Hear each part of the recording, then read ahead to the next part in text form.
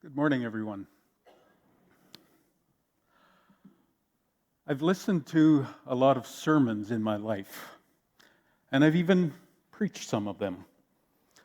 But when I think back to the ones that really have influenced, shaped, impacted me, then that list gets a lot shorter.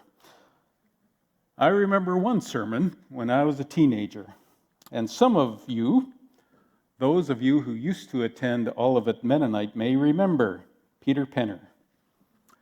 He was my youth pastor, and one Sunday he preached on John 20, 19 to 31. And the title of his sermon was The Doubting Thomas. I don't remember much of what he said that morning, but I took away one nugget that has stayed with me throughout the decades. And that nugget was in the form of a challenge. He challenged the congregation to question what they believed and not just give our sleepy nod to whatever they read or heard. The church, he said, was a place for questioning, exploring our faith. On the one hand, I'm very surprised I remembered that nugget, because sermons usually come with a very limited guarantee. 50 meters or 50 seconds, whichever comes first.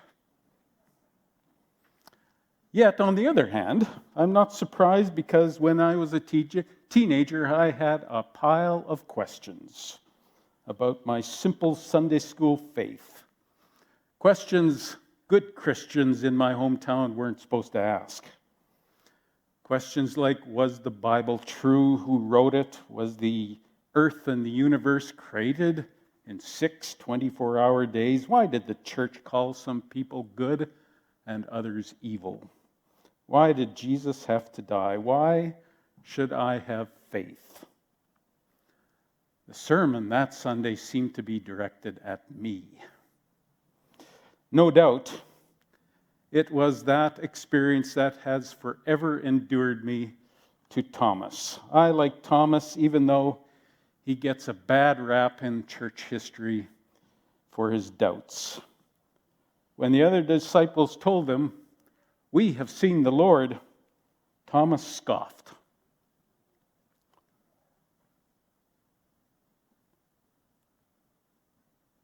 I think that's the wrong slide. Oh, there we go. I need to go back. Oh, pardon me. There we go. Okay, Thomas scoffed and said, "Unless I see the nails, the mark of the nails in his hands, and put my finger in the marks of the nails and my hand in his side, I will not believe." Thomas doubted, didn't just believe what the other disciples had told him. And the Doubting Thomas label has stuck, even though earlier in John's Gospel, Thomas demonstrated his devotion to Jesus by insisting that the disciples accompany Jesus to Bethany, a place he had to leave under the threat of being stoned. Thomas supported Jesus' plan by saying, "Let us go with him, that we may die with him." That Doubting Thomas label stuck, even though Thomas showed him to be theologically astute. During Jesus' long farewell discourse in John 14, Jesus says, "In my Father's house there are many dwellings. Where I am, there you will be also.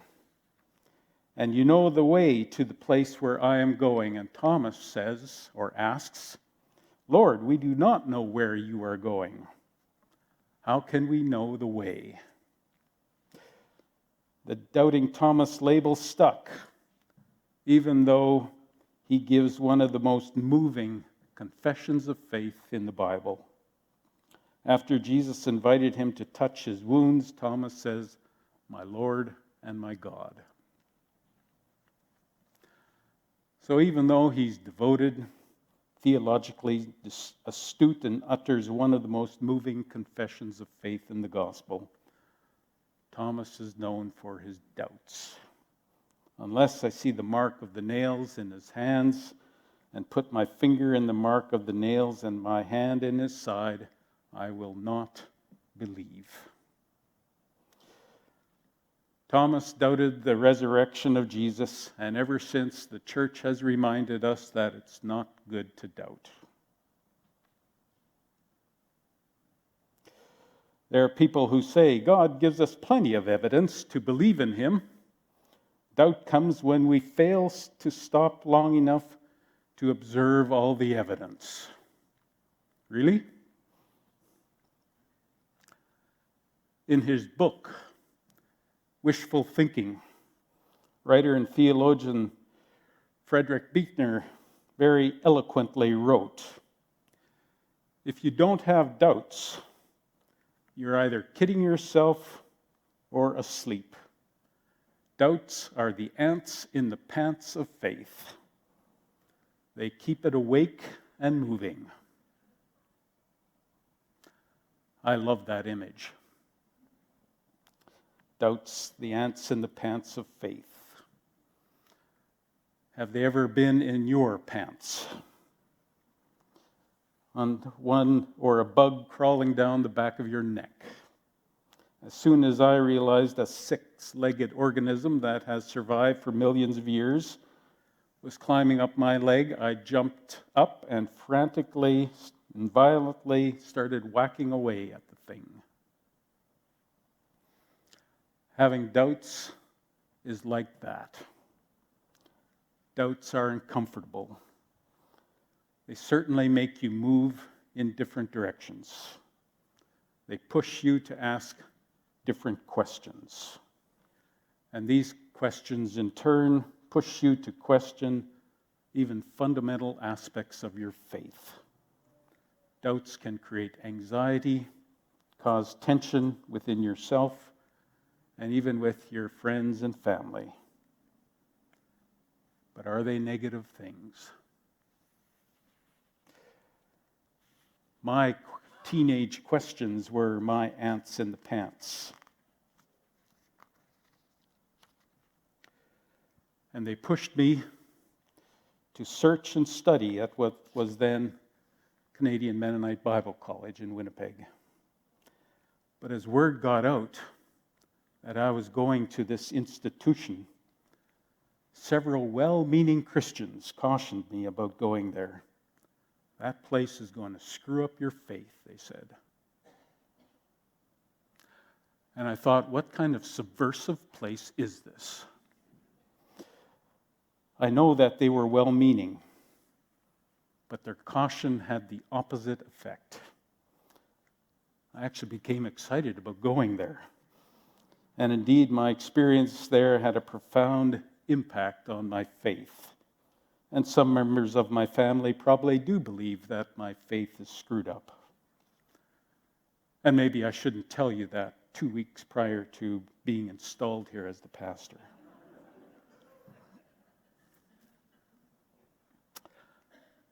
But on closer examination, we find Thomas was really no different than the rest of the disciples. Here in John 20, we have 3 post-resurrection stories. On Easter Sunday, we read about the first resurrection story where the risen Christ appeared to Mary Magdalene in the garden. And today's story, we have 2 different accounts, similar accounts, of Jesus appearing to his disciples, only one of which occurred when Thomas was present. In today's first account, Jesus appeared to his frightened disciples and said, "Peace be with you." And after this, he showed them his hands and his side. And it was only after this visible inspection that the disciples rejoiced when they saw the Lord. Thomas wasn't there at that first appearance, didn't experience what the other disciples had. And in the second appearance, Jesus invited Thomas to touch his hands and side, echoing Thomas's own words about not believing until he saw the mark of the nails in his hands and to put the finger in the side. Whether or not Thomas actually touched the wounds, who knows? But he responded with that confession of faith, my Lord and my God. So it seems to me that Thomas personifies all the doubt the other disciples experienced upon hearing that Jesus was alive. And who can blame them? Would you expect someone you had buried just a few short days ago to be standing in front of you, living? Would you not doubt your sanity? Would you not question if such a thing was even possible? The Gospel of Matthew said that the disciples met Jesus in Galilee. They worshiped him, but some doubted. It wasn't just Thomas that doubted. Luke says that the woman's joyful announcement to the other disciples that Jesus was alive was met with disbelief, for it seemed to them an idle tale. Even after Jesus appeared to his disciples and showed them his hands and his feet, they disbelieved in their joy, is how Luke puts it. So we shouldn't just slap the doubting label on Thomas, but should label all the disciples that way. It's not just the doubting Thomas, but the doubting Matthew, the doubting Andrew, doubting Bartholomew, and even the doubting Peter. Everyone, including the disciples, found it difficult to wrap their head around the resurrection of Jesus. So if those first witnesses struggled to comprehend the resurrection, then why has the church asked us not to doubt but believe? There are, I'm sure, many reasons, but I'm going to highlight only 3 of them. One reason, I think, is because people, parents, often become uncomfortable, especially when others, young children, ask those tough questions of faith. How will I respond? What if I don't have the answer? I didn't learn that in Sunday school. The second reason, I think, why Christians have discouraged doubt is because many desire certainty. We all live in a society that's rapidly changing and becoming increasingly secular. And what has happened is the church, which used to be at the center of the society, has now been pushed to the margins. And that shift is causing a great deal of angst among those who remember the time when the church was at the center of power, center of society, and our society seemed more Christian. But in the face of increasingly secular society and angst among secular influences coming into the church, some Christians want certainty. Where do you stand on this or that issue? Do you believe each word of the Apostles' Creed or the Nicene Creed? Do you uphold each article of the Confession of Faith? Some time ago, I listened to a speaker from Apologetics Canada talk about Christian identity. And during his talk, he said, deconstruction of faith is taking place in the church, where people are questioning their faith. Probably a lot of people questioning their faith because that faith they built on wasn't Jesus Christ. The speaker talked about deconstruction of the faith. Those of you who are in the construction business know all about putting up a building. That's construction. Deconstruction is an academic term for the systematic pulling apart of the belief system that you were raised in. It's what happens when questions you've ignored or maybe pushed down your whole life suddenly bubble to the surface, and you're forced to stare honestly at your doubts. As a teenager, my questions were, was the Bible true? Why should I have faith? I'll admit that my experience with deconstructing the faith isn't the same as the speaker. Almost every day, I commute from Surrey to Abbotsford. And during my 35-minute commute, I tend to listen to two different podcasts. One is a Catholic podcast called Pray As You Go, which is very contemplative. And the second one is The Liturgists. And The Liturgists is run by two guys, both of whom deconstructed their faith.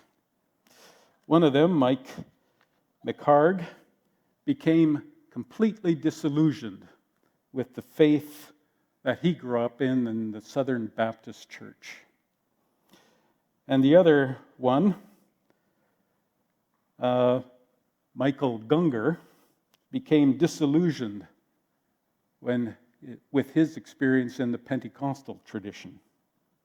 And both have shared their stories of doubt on the podcast, and both shared their stories of losing their belief system of faith they grew up in, but how they rediscovered God again in profoundly different ways. I like listening to these two podcasts, not because I agree with everything they say, because I don't, but more because they're willing to explore the issues of our day from the perspective of science, art, and music. And their main goal is not to provide listeners with certainty, but rather to explore the issues of the day by asking lots of good questions. Following Jesus doesn't shield us from the confusion, the complexity, the doubt, or the ache of being human as followers of Jesus. Too often Christians act as if our faith should be straightforward, easy, and certain. And we may cast wary glances over those who struggle to believe, or those who question specific theologies or practices.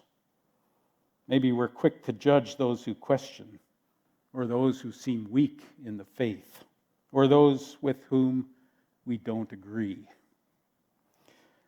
But rather than dismissing someone because they are too conservative or too progressive, too evangelical or too liberal or whatever, perhaps a better spiritual practice might be to say to yourself, the image of God in me greets the image of God in you. The image of God in me greets the image of God in you. Try doing this in your daily encounters with others, maybe even in your conversations you have with others you don't agree with. Practice that again and again. Maybe, just maybe, this practice will soften your heart or your stance, transform your heart, and make you open to hearing what the other person is saying. I'm confident that God is big enough to handle our doubts, fears, and questions.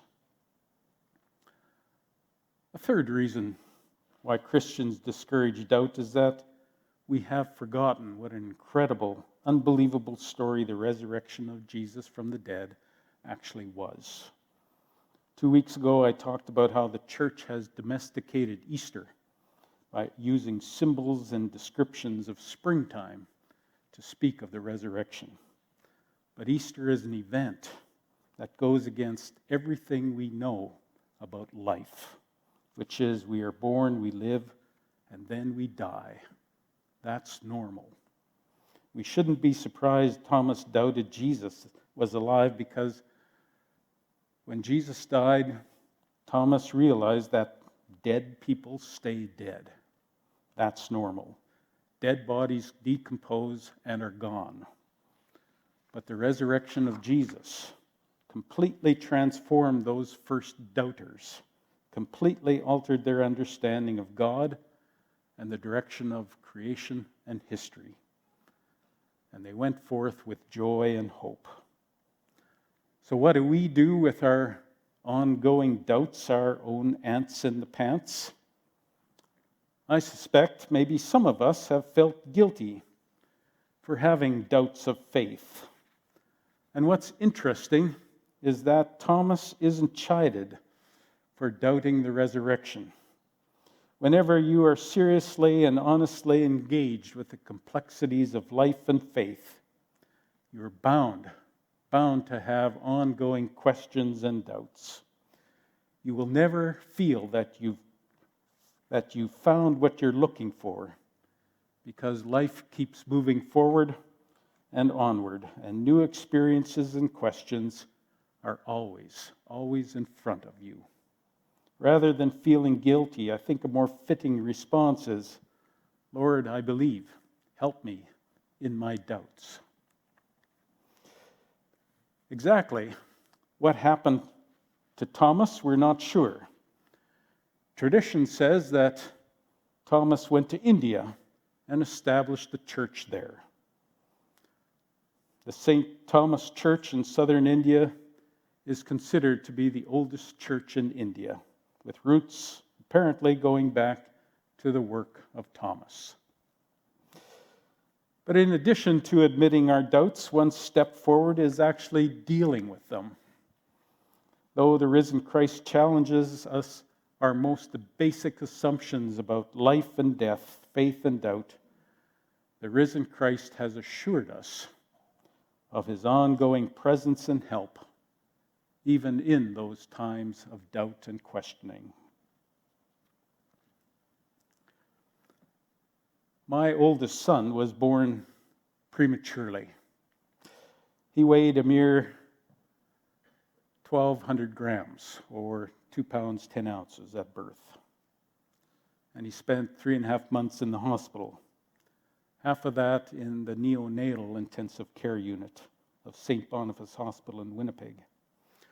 And for a while, it looked like he would not survive. And as a result of that experience, I had many questions about the goodness of God. I doubted God's ability to help. Why does God allow bad things to happen to good people? These questions, along with many others, pushed me in all sorts of directions. I met new people who shared their stories of suffering. I read books about the suffering God, and even experienced a church that prayed for Kathy and me when we couldn't pray. Surprisingly, I rediscovered God in all of my questions, in my struggle to make sense of the experience. Doubts pushed me to experience God in new and profound ways.